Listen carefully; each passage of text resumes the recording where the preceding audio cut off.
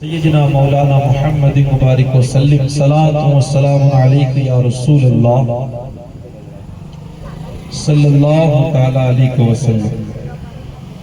حضرات محترم، بس دو چیزوں پہ میں بات کروں گا، لیکن ہو سکے تو الحمدللہ یہ ویڈیو بن رہا ہے، جہاں تک ہو سکے آپ لوگوں کو بھی سنائیے گا جو لوگ یہاں نہیں موجود ہے اور آپ کو لگ رہا ہے۔ انشاءاللہ یہ جو محفل ہے وہ شادی کے حوالے سے ہے، اور ہم اور آج شادیوں میں کیا ماحول ہے وہ کسی سے چھپا نہیں ہے۔ سبھی لوگ جانتے ہیں کہ اسلام کیا کہتا ہے اور ہم کس طرح چل پڑے ہیں۔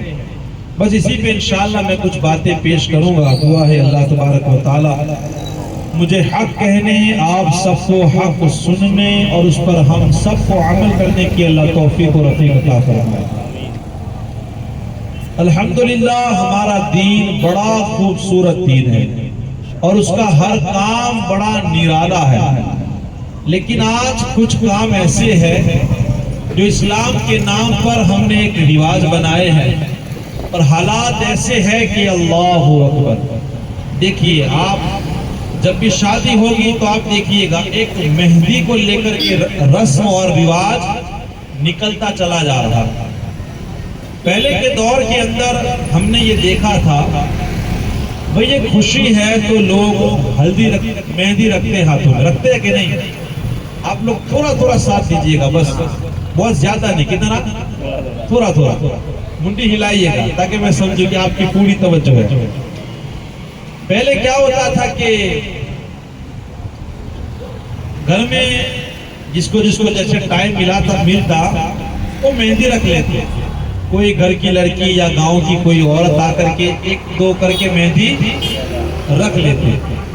اب دھیرے دھیرے یہ ماحول اتنا بگڑنے لگا ہے، شریعت اس کی اجازت دیتی ہے، اگر ایک لڑکی مہندی رکھ رہی ہے تو کوئی منع نہیں ہے، لیکن آج دیکھیں ہم آنکھوں سے دیکھنے لگے ہیں کہ یہ ماحول اتنا بگڑتا چلا جا رہا ہے کہ اب ایک باپ کے اوپر یوں سمجھے کہ ایک مصیبت بن چکی ہے۔ اب بھتیجیاں ہے، نواسیاں ہے، پوتیاں ہے، سب کے کون لائے گا؟ وہ ایک باپ کے ذمہ رکھ دیا ہے۔ کیا وہ بیٹیاں بھی، بیٹی تو بڑی باپ سے محبت کرتی ہے، لیکن اب وہ بھی حالات اتنے بگاڑ رہی ہے کہ نہیں، یار کون تو تمہارے لانے پڑے نہیں، یعنی سب کے کون وہ لائے۔ اب یہ بھی دیکھا جا رہا ہے کہ دھیرے دھیرے ماحول اتنا بگڑ رہا ہے کہ اب تو مہندی رکھنے والی لڑکیاں ہیں، ایک ایک ہاتھ کے کوئی 100 کوئی 200، تو پیسہ بھی کون دے؟ اب اسی کے سر کے اوپر ڈالنے لگے ہیں لوگ، کون بھی وہ لا کر کے دے، اور مہندی کے پیسے بھی کون دے، اور وہی لا کر کے دے۔ اب حالات دیکھیے دھیرے دھیرے اتنے بگڑتے چلے گئے ہیں کہ اب تو باقاعدہ مہندی کی رسم لوگ کرتے، کیا کرتے؟ اسٹیج بنایا جا رہا ہے اور اس کے اوپر دلہن کو بٹھایا جا رہا ہے، اور پھر باقاعدہ سنگیت چلایا جا رہا ہے، اور ایک ویڈیو کرنے والا ویڈیو کر رہا ہے، اور دلہن کی پھر مہندی ہو رہی ہے۔ اب بتائیں اس کا ذمہ دار کون؟ ہم کہاں تھے اور کہاں چلے گئے؟ ایک پوری کیسٹ بن رہی ہے، گانے چل رہے ہیں، اور ایک اسٹیج سجایا جاتا ہے، اور باقاعدہ ہر ایک لڑکی وہ آتی ہے، وہ فلانی آتی ہے، مہندی رکھی جاتی ہے۔ اس کے اوپر بھی ایک بڑا خرچہ آنے لگا، کافی سارے پیسے اس پر بھی خرچ ہونے لگے ہیں، اور حالات اتنے بگڑے ہیں کہ کچھ عورتیں تو باقاعدہ مردوں کے پاس جا کر کے مہندی رکھاتی ہیں۔ آپ دیکھیے گا مول میں اور کئی جگہ مرد لوگ مہندی رکھتے ہیں تو عورتیں بھی انہیں کوئی شریعت سے جیسے لینا دینا ہی نہیں، جیسے انہیں کوئی پوچھنے والا نہیں، کوئی ٹوکنے والا نہیں، کوئی کہنے والا نہیں، اور اللہ کا بھی خوف نہیں۔ ایک غیر مرد سے وہ کیا کراتی ہیں؟ اب بتائے کیا یہ جائز ہے؟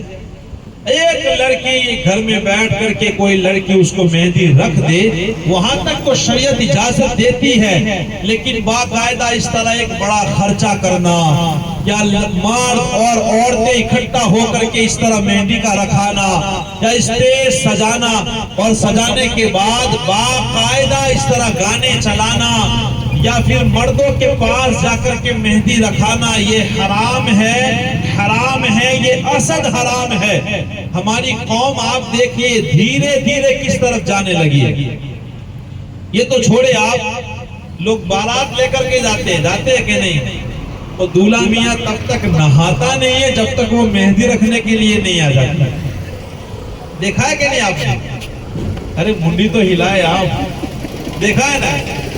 ارے کوئی بڑا افسوس کی بات یہ ہے کہ وہاں حاجی لوگ بھی ہوتے اور وہاں نمازی لوگ بھی ہوتے، بڑے بڑے ماشاءاللہ داڑھیوں والے ذمہ دار ہوتے، پر کوئی کہنے کے لیے تیار، پوچھا جائے بھائی چلو کیا ہو رہا ہے، وہ ابھی مہندی رکھنے آئی۔ اب بتائیں، ایک مرد جو جہاد کا بادشاہ ہوا کرتا تھا اب ہاتھوں پہ مہندی لگائے گا تو وہ کیا کرے گا؟ آپ کچھ امید رکھ سکتے ہو اس نوجوان سے؟ وہ جو لڑکیوں والا کام ہے وہ ایک مرد کر رہا ہے۔ اب آپ بتائیں ہمارے جو گھر کا معاشرہ کس طرف جانے لگا ہے؟ باقاعدہ ادھر سے وہ 7-8 یا 1 درجن کے برابر جوان لڑکیاں تیار ہو کر کے مہندی رکھنے کے لیے آتی ہیں، اور ادھر بھی افسوس کی بات ہے کہ دولہا ہے اور دولہے کے وہ لڑکے جو انتظار کرتے وہ سب کے سب نالائق ہوتے ہیں۔ کیسے ہوتے ہیں؟ بالکل نالائق، انہیں نہ کوئی شرم نام کی چیز ہے، نہ کوئی اللہ کا خوف ہے، کچھ نہیں، وہ بھی مزے لینے کے لیے وہاں کھڑے رہتے ہیں، مزے لینے کے لیے۔ اب وہ آتی ہے اور آنے کے بعد پھر مستیاں ہوتی ہے، ایک دوسرے کے اوپر گرتے ہیں۔ بتائے کیا ہمارا اسلام ہمیں یہ پیغام دیتا ہے؟ ہم تو چلے تھے ایک سنت ادا کرنے کے لیے کہ النکاح من سنتی، نکاح تو میرے رسول کی سنت ہے، اور اس سنت کے پیچھے ہم کتنے خرافات کر رہے ہیں۔ بتائے اس کا ذمہ دار کون ہے؟ کیا گھر کے بڑے لوگ اس کے ذمہ دار نہیں ہیں؟ اور ہم نے تو یہاں تک حالات دیکھے کتنے بگڑ رہے ہیں۔ اگر وہ کہتے ہیں نا کہ لڑکی کی سگی بہن اگر نہ ہو، کیونکہ مہندی رکھنے تو کیونکہ پیسے بھی تو لینے ہیں، کیا لینا ہے؟ پیسے کی تو بھی ایک دل میں امید ہے نا کہ ہاں کچھ ملے گا۔ اگر سگی سالی نہ ہو تو پھر بھائی بہنوں میں کبھی کبھی لڑائی ہوتی ہے۔ کیا ہوتی ہے؟ اور جانتے ہو اتنا جاہل ہمارا معاشرہ بننے لگا ہے، ارے یار اس کا تو اس کا حق تھا وہ چلی گئی، اور اس کا حق تھا تو وہ چلی گئی۔ اب یہ کوئی حق کی بات ہے؟ کبھی کبھی تھالیوں کے لیے لڑتے، ہم نے تو دیکھا ہے، کبھی خالہ کو کبھی بھائی کو باقاعدہ پچھاڑتے اور دشمنیاں ہوتی ہے۔ تو بڑی ہے یہ چھوٹی ہے، اس کو جانے دینا چاہیے، وہ لے کر کے چلی گئی۔ یعنی اتنا بڑا حرام کام، اس کے اوپر ایک پورا مسلم سماج تلا ہوا، جہاں بھی جا کر کے بارات، اللہ ماشاءاللہ بہت کم بارات ہوگے جہاں یہ رسم نہ ہوتی، ورنہ زیادہ تر وہ مہندی رکھنے کے لیے آتے ہیں۔ یہ کتنے بڑے حرام کا کام ہے، سوچئے آپ۔ اب اس کا ذمہ دار کون ہے؟ کون ہے اس کا ذمہ دار؟ کیا گھر کے بڑوں کو اللہ تبارک و تعالیٰ نہیں پوچھے گا؟ سوچئے آپ۔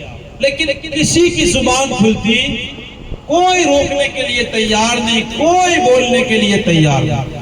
ایک سنت کو ادا کرنے چلے ہیں، لیکن یہ مہندی کو لے کر کے اتنے سارے خرافات کرتے ہیں۔ اللہ خیر کرے، آگے جا کے پتہ نہیں اور کیا ماحول بنتا ہے۔ ابھی دھیرے دھیرے گھر سے دہلی میں نکلے، اس کے بعد ٹولے ہونے لگے، اب اسٹیج پہ مہندی لگا رہی ہے دلہن، آگے چل کے دیکھیے اللہ خیر کرے کیا ہو رہا ہے۔ کیونکہ لوگ سیریلوں سے سیکھتے ہیں اور لوگ غیروں سے یہ طریقے سیکھتے ہیں۔ اسلام میں یہ طریقہ بالکل جائز نہیں ہے، اور مرد کو تو مہندی لگانا جائز ہے نہیں، حرام ہے، اصل حرام ہے۔ اور اس کے ذمہ دار ہر وہ گھر کا بڑا ہے جو ایک ذمہ دار ویکتی ہے۔ یہ بھی ہمارے اسلام کے اندر، ہمارے سماج کے اندر ٹھوس کے یہ رسم کو لوگ ٹھوس رہے ہیں۔ جہاں بھی جا کر کے دیکھو باقاعدہ یہ رسم نبھائی جاتی ہے۔ یارو ہم بے مقصد پیدا نہیں ہوئے. الحمدللہ مسلمان ایک با مقصد لے کر کے پیدا ہوتا ہے. ہم ان فالتو کاموں کے لیے نہیں ہیں. اللہ نے ہمیں کسی اور مقصد کے لیے پیدا کیا ہے. سمجھے اپنے مقصد کو. اللہ تبارک و تعالیٰ کے ہمیں سامنے جانا ہے, اس کو منہ دکھانا ہے, اپنے نام اعمال کو لے کر کے جانا ہے. خیر یہ تو ایک رسم ہے. ایک دوسری رسم ہمارے یہاں ہے منگنی. کیا ہے یہ بھی باقاعدہ ایک رسم چل پڑی ہے. پہلے منگنی ہوتی ہے اور منگنی کے نام پہ اللہ رحم کرے اتنے خرافات ہونے لگے ہیں, کیونکہ سرکار دو عالم صلی اللہ تعالیٰ علیہ وسلم کی سیرت سے ہم بڑے دور ہیں. پہلے کے زمانے میں بھی لوگ شادیاں کرتے تھے. جانتے ہو ادھر لڑکی پسند آتی تھی, ایک دم بالکل شارٹ ٹائم میں باقاعدہ نکاح ہو جاتا تھا. کوئی شور شرابہ نہیں, کوئی شور شرابہ نہیں. اور پہلے کیا ہوتا تھا, نکاح ہو جاتا پھر ودائی بھلے ہی جیسے ہی ان کو مناسب لگتا اس وقت ان کی ودائی کرتے, لیکن نکاح ہو جاتا. اب تو نکاح ہوتا نہیں اور ودائی ہو جاتی ہوتی ہے نا, اور منگنی کے نام پر. سرکار دو عالم صلی اللہ تعالیٰ علیہ وسلم کا نکاح عائشہ صدیقہ رضی اللہ تعالیٰ عنہا سے ہو گیا. اس کے 3 سال کے بعد عائشہ کی ودائی ہوئی. کتنے سالوں کے بعد؟ 3 سالوں کے بعد. یہ ہمارے اسلام کی خوبصورتی ہے. نکاح ہو گیا, 3 سال کے بعد ودائی ہوئی. لیکن آج باقاعدہ یوں سمجھئے کہ پہلے اس کو دیکھنے آتے ہیں درجنوں لوگ, جب پسند کیا جاتا ہے تو پھر سلامی دینے کے لیے لوگ جاتے ہیں, اور باقاعدہ پھر دھوم دھام سے منگنی طے ہوتی ہے کہ فکس ہو گیا. کیا ہو گیا؟ اور پورا معاشرے کو پتا چلنا چاہیے, انسٹاگرام کو بھی پتا چلنا چاہیے, فیس بک کو بھی پتا چلنا چاہیے, اور یوٹیوب کو بھی پتا چلنا چاہیے. اور کوئی نہ دیکھے تو اسٹیٹس لگا کر کے لوگوں کو پتا لگانا ہے کہ ہاں بھائی اس کی منگنی ہو گئی. آپ دیکھیے نا, وہ شادی ہو گئے, اس کے سال کے اندر ہر کوئی لڑکا لڑکی کے اسٹیٹس لگاتا ہے. انہیں پتا ہی نہیں ہے کہ جس رسول نے یہ پیغام دیا کہ اے میری اسلام کی شہزادی ہو, گھر سے نکلو تو سر ڈھانپ کے نکلا کرو, چہرے پہ چادر ڈال کے نکلا کرو. لیکن آج ایک نوجوان اور اسلام کے مسلمان اتنے بے شرم ہو گئے ہیں کہ اسٹیٹس لگاتے ہیں اپنی ماؤں کے, اپنی بہنوں کے, اپنی سماج کی عورتوں کے, اور دنیا بھر کو دکھا. انہیں کوئی افسوس نہیں ہے کہ یہ گناہ کا کام ہے, کوئی فرق نہیں پڑتا. پوری دنیا کو بتائے کہ دیکھو ان کی منگنی ہو گئی. اور منگنی کے نام پر ایک بہت بڑا خرچہ ہوتا ہے, ایک بہت بڑے خرافات ہوتے ہیں. آپ بتائیے گا نہیں ہوتے ہیں؟ میں تو کہتا ہوں کہ یار چلو نسبت کر دی گئی, اب سگائی ہو گئی تو ٹوک سمے کے اندر باقاعدہ ان کا نکاح ہو جانا چاہیے. لیکن وہ نہیں ہوتا ہے. ہوتا کیا ہے جانتے ہو؟ منگنی کے نام پر ایک لڑکا ایک لڑکی کو انگوٹھی پہناتا ہے کہ نہیں؟ وہ بھائی وہ تیری کچھ نہ لگے, وہ تیری, ارے بولیے پوری ذمہ داری سے کہہ رہا ہوں, وہ تیری کچھ نہ لگے. وہ تیری بیوی اس وقت بنے گی جب تیرا نکاح ہوگا. نکاح سے پہلے وہ تیری عورت بھی نہیں ہے, کوئی حق نہیں ہے تیرا اس کے اوپر. یہاں تو باقاعدہ بائک پر بٹھا کر کے پورے بازاروں میں گھمایا جاتا ہے. پورا سماج, میں یہ آپ کو بتانا چاہتا ہوں کہ ہمارا سماج کتنا گر گیا, کتنا گر گیا. ہمیں کس نظر سے اس کو دیکھنا چاہیے؟ پورا سماج تو یہ چاہیے نا کہ اس کو شرم آنی چاہیے. کوئی دیکھے تو اس کو بولنا چاہیے کہ بھائی یہ تیری بیوی تھوڑی ہے تو اس طرح تو لے کر کے کبھی مول میں جا رہا ہے, کبھی بازار میں جا رہا ہے. یہ تو بے شرمی کی حد ہو گئی. جب تو ساتھ میں گھومے گا یہ تو گناہ ہے, یہ تو حرام کام ہے. تیرا نکاح جب تک نہ ہو جائے اسلام تجھے گھمانے کی اجازت نہیں دیتا. لیکن میں آپ کو یہ بتانا چاہتا ہوں کہ ہم کتنے گر گئے, ہم اسلام سے کتنے دور ہو گئے. منگنی کے نام پر باقاعدہ ایک مرد باقاعدہ لڑکی کو اپنے ہاتھوں سے وہ انگوٹھی پہنا رہا ہے. کیا یہ جائز ہے؟ یہ حرام ہے. کیا ہے؟ ارے بولیے نا, یہ حرام ہے. پھر کیک بھی کاٹا جائے گا, اپنے ہاتھوں سے وہ کھلائے گا. ابھی ماں باپ کو تو کھلانے کی توفیق ہوتی نہیں ہے. اور اس کے ذمہ دار کون ہیں؟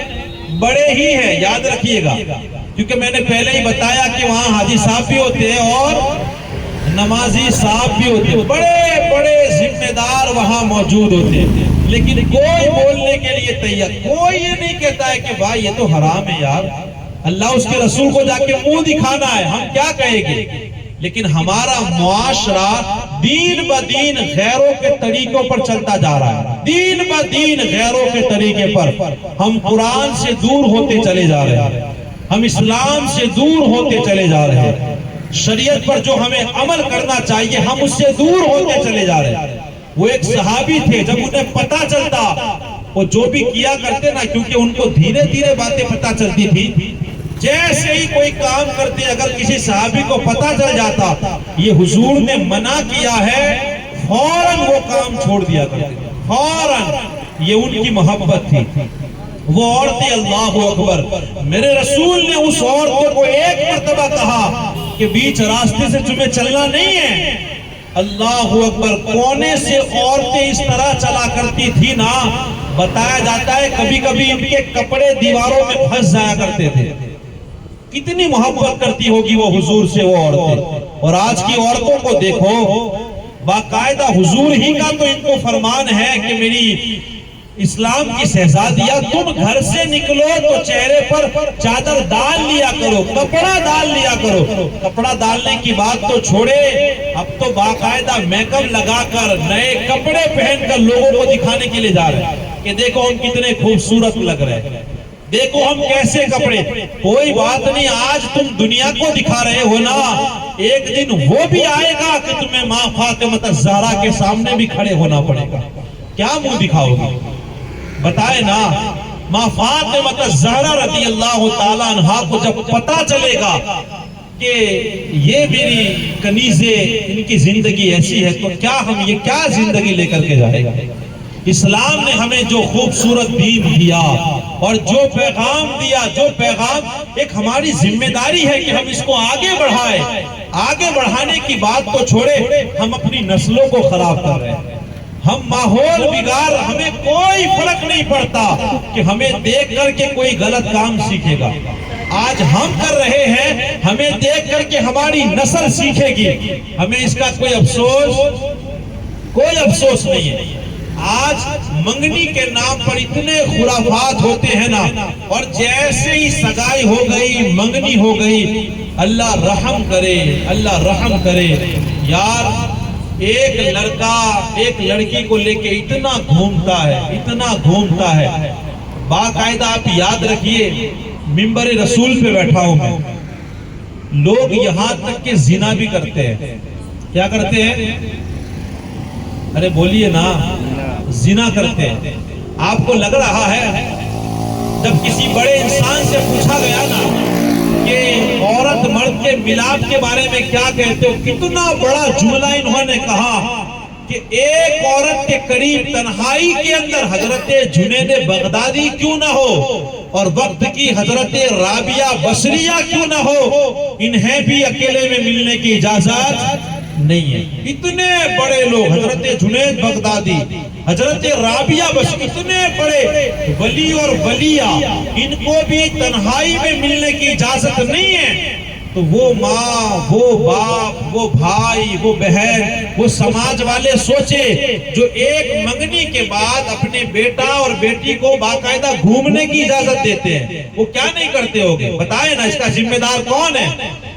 میں نے تو باقاعدہ ایک مرد کو دیکھا ہے، اس نے مجھے کہا حضرت دعا کرے، اولاد نہیں ہوتی ہے، اولاد بہت سال ہو گئے، اولاد نہیں ہوتی ہے۔ پھر باتوں میں اس نے مجھے ایک بات بتائی، اتنا دل کو چوٹ پہنچی کہ کیا بتائے۔ وہ لڑکا مجھے خود بتا رہا ہے، کوئی اور نہیں۔ وہ کہہ رہا ہے کہ حضرت جب میری منگنی ہو گئی تھی نا تو ہم گھومتے تھے، تو کیا کرے، وہ کئی مرتبہ زنا کر لیا اور بچہ رہ گیا۔ کیا ہوا؟ اور میری بیوی 19 سے ہو گئی، میں نے زنا کر لیا، اب بتائے ابھی شادی نہیں ہوئی، سماج والے کیا کہیں گے؟ تو اس نے کیا کیا؟ گولیاں کھلائی۔ کیا کھلائی؟ گولیاں کھلائی تاکہ وہ حمل گر جائے۔ اب گولیاں کھلانے کی وجہ سے ایسا نقصان آیا کہ شادی کے بعد ابھی تک اس کو اولاد ہوتی نہیں ہے. اب بتائے اس کا ذمہ دار کون ہے؟ بتائے نا. کئی رشتے ہم نے دیکھے ہیں کہ منگنی ہونے کے بعد 2-2 سال 3-3 سال کے بعد وہ رشتے ٹوٹ جاتے ہیں. کیا ہوتے ہیں؟ رشتے ٹوٹ جاتے ہیں. اس کا ذمہ دار کون؟ اس وقت ماں باپ کو ذرہ برابر یہ خیال نہیں آتا کہ آج میری بیٹی گھوم رہی ہے، آج میرا بیٹا گھوم رہا. اگر رشتہ ٹوٹ گیا تو کیا ہوگا؟ اس وقت کوئی خیال نہیں. اس وقت تو یہ باتیں ہوتی ہے کہ یار اگر نہیں بھیجے گے تو وہ رشتہ توڑ دے گا، یہ ہوگا، فلانا ہوگا، یہ طرح کی باتیں ہوتی ہے. بتائے نا کیا ہمیں اسلام اس کی اجازت دیتا ہے؟ کیا اس طرح اجازت ہے؟ پتہ نہیں ماں باپ کس طرح اجازت. میں تو ایک آسان لفظوں میں ایک طریقہ آپ کو بتاتا ہوں کہ جیسے ہی لڑکا لڑکی پسند کر لے اور رشتہ مضبوط ہو جائے نا، 2 سال کے بعد 5 سال کے بعد آپ شادی کریے گا، لیکن کمرے میں بیٹھ کر 2-4 آدمیوں کی موجودگی میں نکاح کر دو. کیا کر دو؟ دھوم دھام سے بعد میں لوگوں کو کھلا لینا، لیکن اکیلے میں نکاح کر لو. کیوں؟ تاکہ یہ کبھی کبھی باتیں کرے نا تو ان کے سر پہ گناہ نہ آئے، یہ گنہگار نہ بنے. کبھی کبھی لڑکا دعوت کھانے کے لیے آئے اور تم اپنی لڑکی کو ملاقات کے لیے بھیجو تو یہ گنہگار نہ بنے. یہ بہترین طریقہ ہے. اس کا نکاح کر دیا جائے، وہ اس کی عورت بن جائے گی، پھر وہ باتیں کرے گا. الحمدللہ تمہارے دلوں میں بھی سکون ہوگا کہ یہ بھلے باتیں کر رہے ہیں لیکن گنہگار نہیں بن رہی ہے. تو ہم ایسے طریقے کو اپنائے نا. یہ کیا بات ہوئی کہ ہم بھیج دے اور آپ دیکھیے نا اللہ رحم کرے، یہ ماحول دین بہ دین بگڑتا چلا جا رہا ہے. منگنی کے نام پر یہ ماحول کیا ہو رہا ہے؟ دین بہ دین. اگر آج ہم بھی اسی پر چلتے رہے، اسی طرح اپنی بیٹیوں کو اپنے بیٹوں کو چھوٹ دیتے رہے تو سوچئے آنے والی نسلوں کا کیا ہوگا، سوچئے ہمارے اسلام کا کیا ہوگا، سوچئے ہمارے سماج کا کیا ہوگا. ہم ہر کوئی ذمہ دار ہے ہم اپنے معاشرے کی حفاظت کریں. معاشرے میں جتنی خرابیاں ہیں نا وہ خرابیوں کو نکالے. اور یاد رکھیے نکاح کی تو اتنی فضیلتیں ہیں. جو ٹائم تھا 11 وہ بج گئے ہیں. انشاءاللہ بس 1-2 باتیں کہہ کے اپنی بات کو میں ختم کر دوں گا. نکاح کرنے کے بعد آپ پڑھے قرآن، پڑھے اسلام کو. اسلام تو کہتا ہے نکاح کرو اللہ تمہیں مالدار بنا دے گا. کیا بنا دے گا؟ مالدار بنا دے گا اللہ تبارک و تعالی. لیکن کیا کرے ہم شادی پر ہی اتنا خرچہ کرتے ہیں کہ نکاح کے بعد فقیر ہو جاتے ہیں. کیا ہو جاتے ہیں؟ اس کو قرضہ دینا ہے، اس کو قرضہ دینا ہے، اس کو لون دینی ہے. بھائی تم نے ایک طریقہ ہی غلط اپنایا ہے تو اب یہ مصیبت تجھے اپنے آپ ہی جھیلنا پڑے گی. ہمیں تو چاہیے کہ سادہ سمپل نکاح کرے. بتائے نا ڈھول تاشے اور روز ناشتے اور مہنگے مہنگے منڈپ اور ہزاروں کی دعوتیں آنے اور بڑی بڑی باراتیں، کیا ضرورت ہے اس کی؟ بتائے نا بڑے بڑوں کو بٹھا کر کے ایک آسانی کی طرح نکاح کر کے دیکھے، انشاءاللہ آپ کے نکاح میں اللہ تعالیٰ خوب برکت عطا فرمائے گا.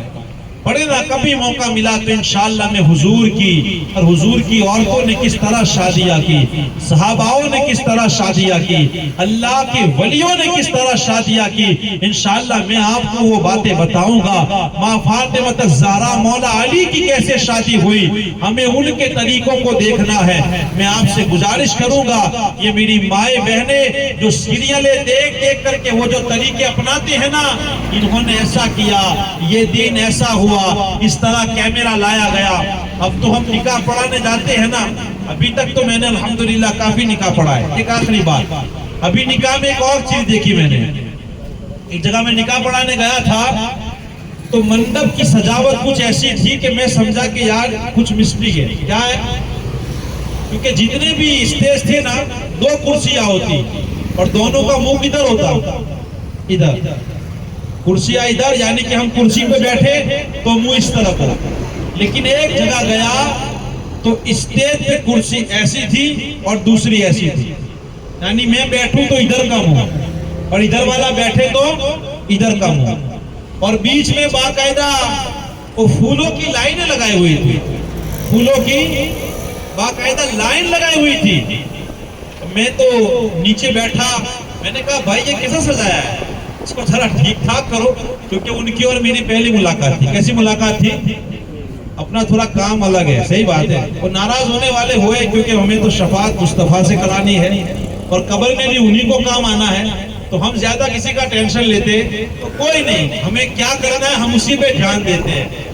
میں گیا, بڑا عالیشان سجایا ہوا تھا, ٹھیک ٹھاک تھا, کیونکہ کیا کہتے ہیں پارٹی پلاٹ میں رکھا تھا, بڑا مہنگا تھا اور ان کا پورا پلاننگ تھا. ایک میں نیچے بیٹھا تو میں نے بھائی سے کہا کہ بھائی یہ وہ کرسی ہے نا ادھر پھولوں والی, وہ اس کو ادھر لے لو اور دونوں کا منہ میری طرف کر دو.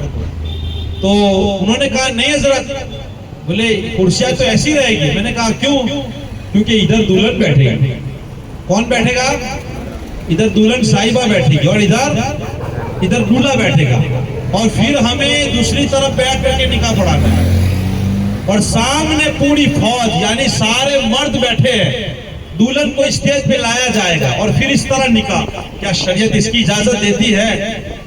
اب جانیے, یقین جانیے, میں امامت کرتا ہوں نا, پورا ذمہ دار ہوں.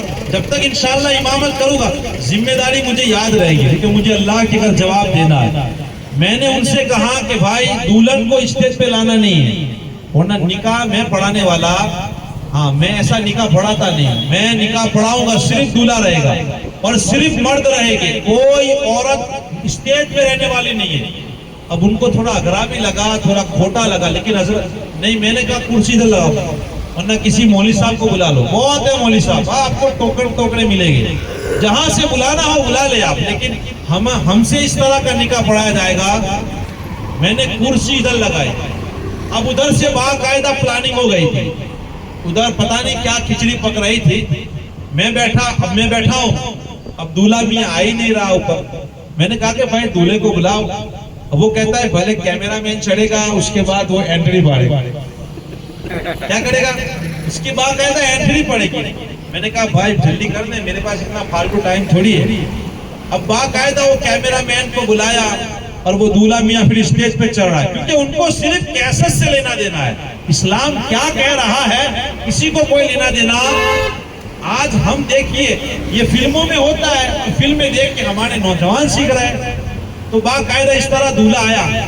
اب دولہا آنے کے بعد ادھر تو معلوم ہی نہیں تھا کہ کرسی تو وہاں سے ہٹ گئی ہے. اب ادھر سے باقاعدہ دلہن وہ انٹری پار کے آتی ہے, اور میں نے دیکھا, میری نظر پڑی کہ ادھر کچھ ہو رہا ہے. تو میں نے کہا بھائی ادھر کیا ہے؟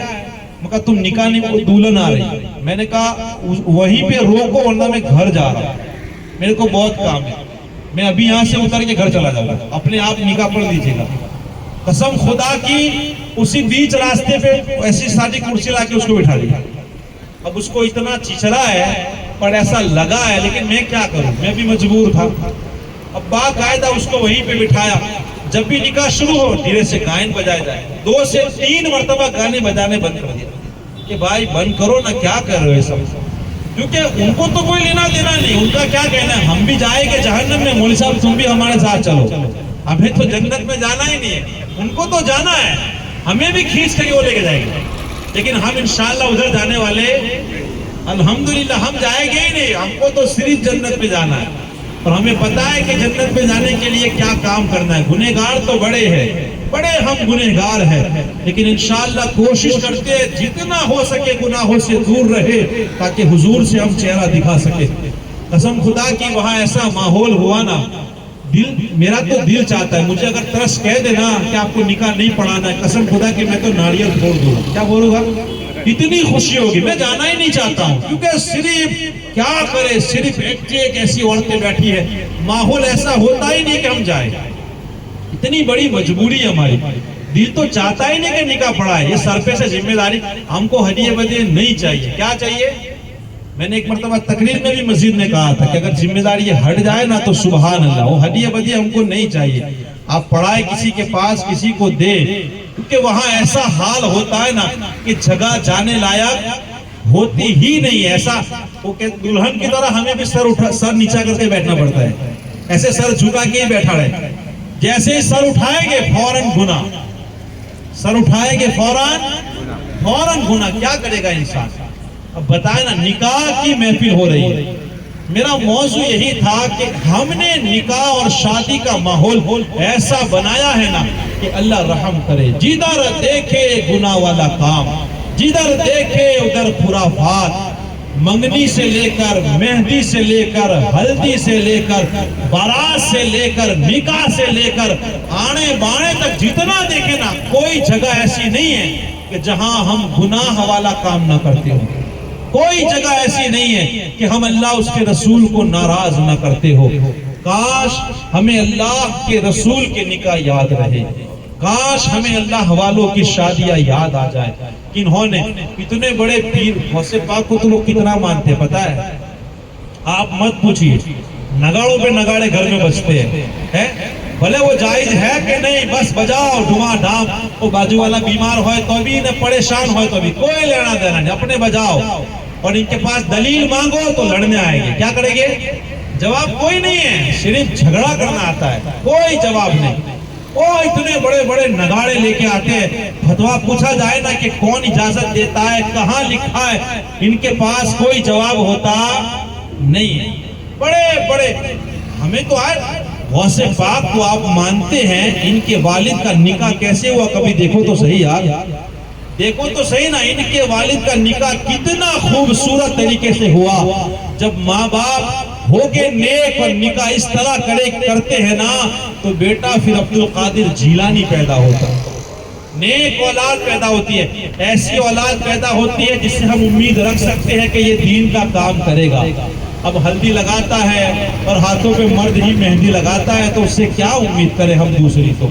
ہے جو خود ہی ناچتا ہے، بہنوں کو نچاتا ہے، ماؤں کو نچاتا ہے، اور اسے ذرہ برابر یہ افسوس نہیں ہے ہم ناچ رہے ہیں. ماں فاطمہ الزہرا کے دل پہ کیا گزرتی ہوگی، امام حسین کے دل پہ کیا گزرتی ہوگی، جنہوں نے پورا خاندان اسلام کے لیے اجاڑ دیا.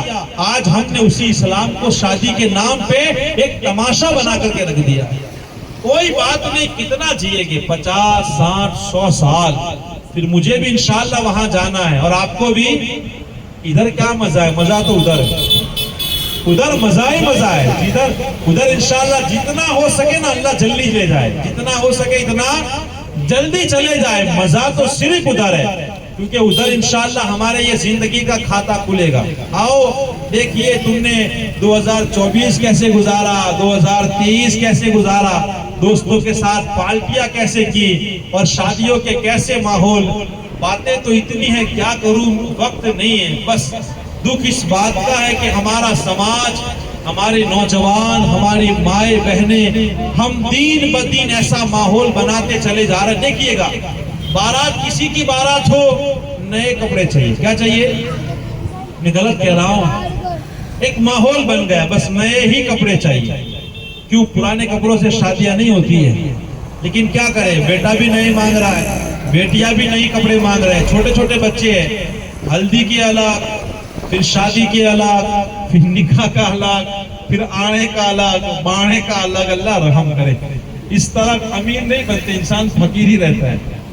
کبھی انسان ترقی کر سکتا کبھی نہیں ہے، اور یہ اسلام کا طریقہ ہی نہیں ہے. بس ایک ماحول، ہم ہی تو ماحول بنا رہے ہیں نا. اس کے ذمہ دار صرف ماں باپ ہے. وہ کبھی نہیں چاہتے کہ چلو بیٹا آج تہوار ہے تو کیا ہوا بیٹا، پرانے کپڑے دھو دھا کے آئندہ کے پہنو. یہ کبھی ہم سکھاتے کبھی نہیں سکھاتے. بس بارات ہونا، پیسہ نہیں ہوگا تو قرضہ لا کر کے آئے گا، اور نہیں ہوگا تو کسی کے مانگ کے پہنے گا. لیکن نئے کپڑے پہن کے اینٹری پڑنی چاہیے. وہ بھلے قرآن پڑھنے آتا ہوئے کہ نہ آتا ہوئے، وہ غسل کرتے آتا ہوئے کہ اینٹری پڑھنی چاہیے. یہی ہمارے حالات ہیں یارو. ہم مسلمان ہیں، شکر کرے ہمارا ایک مقصد ہے. مسلمان بے مقصد نہیں پیدا ہوا، ہم کو اللہ نے کسی مقصد کے لیے پیدا کیا. آج ہماری زندگی قسم خدا کی دیکھ رہے نا، جیسے وہ بھینس پیدا ہوتی ہے، کھاتی ہے، پیتی ہے، سوتی ہے، بچے پیدا کر کے زندگی گزار دیتی ہے، جیسے کوئی مقصد نہیں اس کی زندگی کا. لیکن پھر بھی الحمدللہ وہ دودھ لے کر کے دنیا کا فائدہ کرتی ہے. لیکن ہم پیدا ہوئے ہیں، صبح سے لے کر شام تک صرف کمانا ہے، کھانا ہے، لوگوں کی شادیوں میں جانا ہے، لوگوں کے پرسنگ سنبھالنے ہیں، دوستوں کے ساتھ بیٹھ کے گپے مارنے ہیں، رہی بار آئے تو گھومنا ہے، اسی طرح توڑ دھام کمانا ہے. عبادت جائے جدھر جانا ہو، قبر حشر، اللہ اس کے رسول کے سامنے پیش آئے، دیکھی جائے گی۔ کیا ہوگا؟ کوئی بات نہیں تو پھر دیکھی جائے گی۔ ایک مرتبہ مرو تو صحیح، قبر میں بچھو سانپ آئے گے نا، تب پتا چلے گا کہ کدھر دیکھی جائے گی، کیونکہ یہ میرے رسول نے کہا ہے۔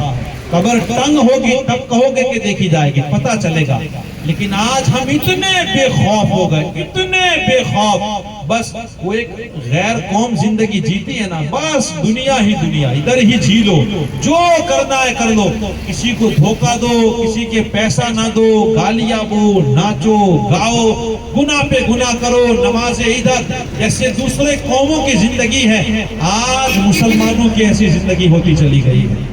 یارو بس آخر میں پیغام یہی ہے، ہماری زندگی بڑی با مقصد ہے، سمجھے یار، ہمیں مرنا ہے، دین بدین ہم موت کے قریب جا رہے ہیں، ہماری زندگی پگھل رہی ہے، ہماری زندگی کے دن کم ہوتے چلے، ہم بڑے نہیں ہو رہے ہیں، ہم موت کے قریب جا رہے ہیں، ہم قبر کے قریب جا رہے ہیں۔ جتنا ہو سکے اللہ کو منا لے، جتنا ہو سکے رسول کو راضی کر لے۔ الحمدللہ میں دعا کروں گا، ہمارے محبوب بھائی نے اس محفل کو سجایا ہے، ان کی بیٹی کے نکاح کے موقع پر میں خاص دعا کرتا ہوں کہ اللہ ان کی بیٹی کو بے پناہ خوشیاں عطا فرمائے، اللہ ہر بری نظر سے ان کی حفاظت فرمائے، ان کے آنے والی نسلوں کو بھی اللہ نیک بنائے، اللہ تعالیٰ ان کے گناہ صغیرہ گناہ کبیرہ کو معاف فرمائے۔ اور آپ لوگ اتنی دیر تک بیٹھے، میں آپ کا شکر گزار ہوں، آپ کے لیے بھی دعا ہے، اللہ تعالیٰ آپ کو دنیا میں بھی اور آخرت میں بھی ترقی عطا فرمائے، کامیابی عطا فرمائے۔ جو باتیں بیان ہوئی اللہ مجھے بھی اور آپ سب کو عمل کرنے کی توفیق عطا فرمائے، اور ہم سب کے دلوں میں اللہ اسلام کا درد عطا فرمائے۔ استغفر اللہ ربی من کل ذنب واتوب الیہ۔